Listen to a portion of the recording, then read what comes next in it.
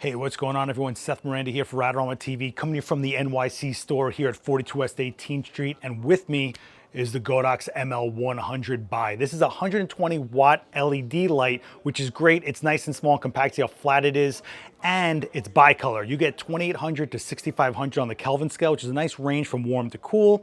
And on top of that, you got color rendition scoring about a 97 TLCI and 98 CRI, so you should get some pretty good color out of this thing.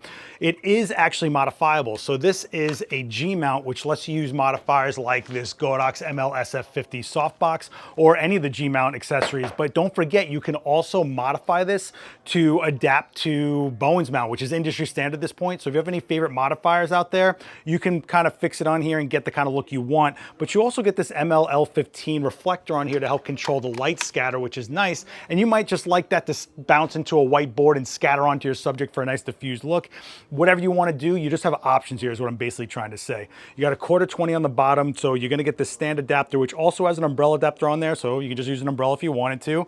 But it is a plug-in light. This is a DC input for power. However, I know you're like, oh, this would be cool if it was battery powered. Well, you kind of can. It's got USB-C over here, which means you can plug in a USB-C power bank and kind of run and gun on the fly, go on location. If you don't have some place to plug in, you can still use the light, which is nice to see.